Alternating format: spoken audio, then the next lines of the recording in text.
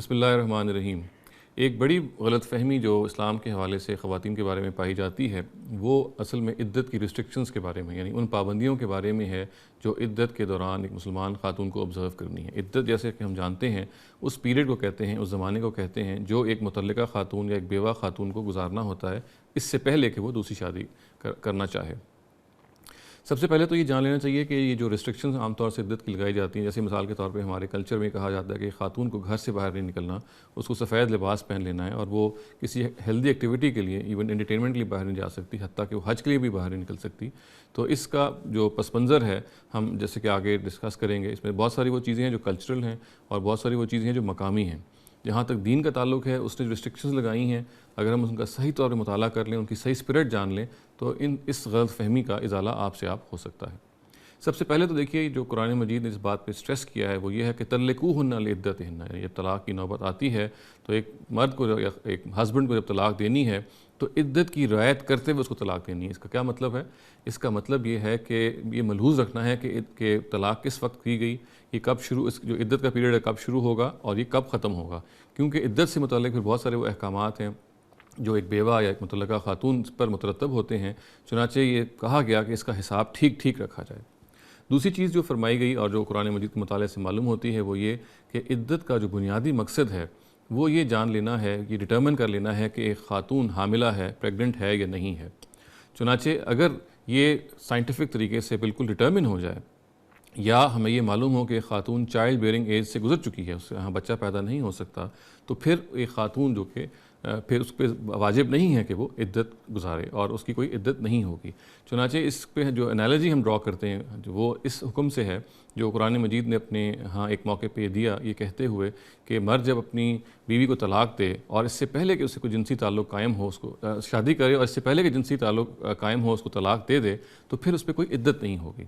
چنانچہ ظاہر ہے کہ یہ اس کے بارے میں جو پیچھے بات ہے وہ تو یہی ہے کہ جب تعلق نہیں قائم ہوا تو ایبسلیوٹلی ہم سرٹن ہے کہ وہ پریگننٹ نہیں ہے۔ تو اس بات کو سامنے رکھ کے یہ انالوجی ڈرا کی جا سکتی ہے کہ اگر ایک خاتون کے بارے میں یہ ڈٹرمن ہو جائے، اچھی طرح جان لیں کہ وہ پریگننٹ نہیں ہے یا نہیں ہو سکتی، تو پھر اس کو کوئی عدت نہیں گزارنی۔ یہ جو ڈائریکٹیو قرآن مجید کا بیان ہوا ہے جس میں یہ کہا گیا ہے کہ ایک شخص جب اپنی بیوی خاتون کو طلاق دیتا ہے اس سے پہلے کہ اس سے وہ تعلق قائم کرے، یہ ان الفاظ میں قرآن میں بیان ہوا ہے۔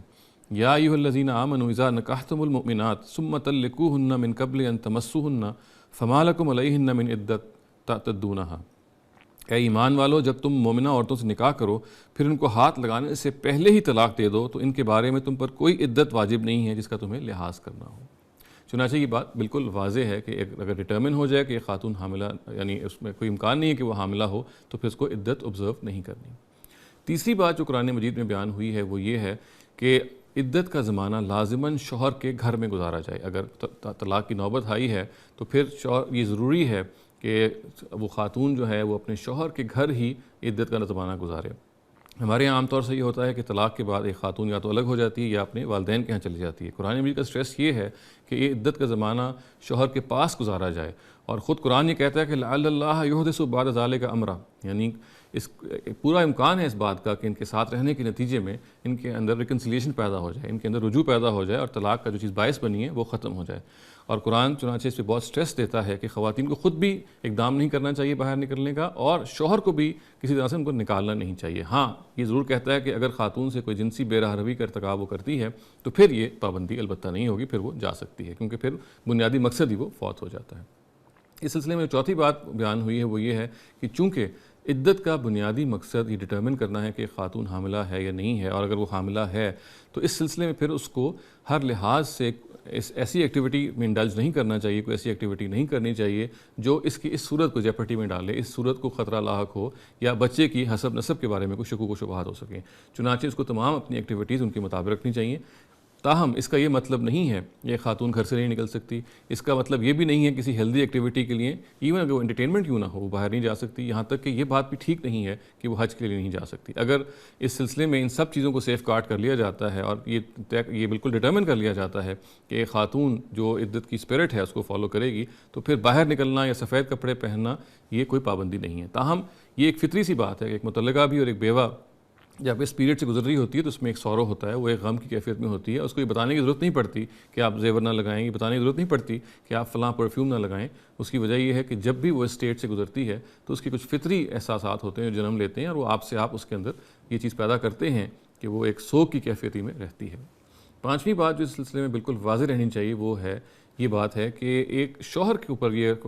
پابندی عائد کی گئی ہے، اور قرآن مجید نے اس کو بہت سختی سے کہا ہے، بہت ایمفسائز کیا ہے، بہت سٹریس کیا ہے کہ عام طور سے عدت کے پیریڈ میں، کیونکہ ایک مرد کو معلوم ہے کہ وہ طلاق دے رہا ہے، بیوی کو رخصت کر رہا ہے، تو وہ بخیل ہو جاتا ہے، وہ کنجوس ہو جاتا ہے اور کھل کر خرچ نہیں کرتا۔ تو خاص طور سے کہا گیا کہ اس عدت کے پیریڈ میں بھی ضروری ہے کہ شوہر حضرات اس کا لحاظ کریں اور میگنانمسلی، بہت سخی طریقے سے، بہت سخاوت سے اور بہت کھلے طریقے سے اپنی بیویوں پہ خرچ کریں۔ تو یہ وہ چند باتیں ہیں جو عدت کے بارے میں جان لینا ضروری ہیں، اور یہ جان لینا اس سے بھی زیادہ ضروری ہے کہ اصل میں وہ ریسٹرکشنز ہیں کیا جو فالو کرنی چاہیے، اور ان ریسٹرکشنز کے پیچھے کیا اسپرٹ ہے۔ اقول قولی ھذا واستغفر اللہ لی ولکم ولسائر المسلمین والمسلمات۔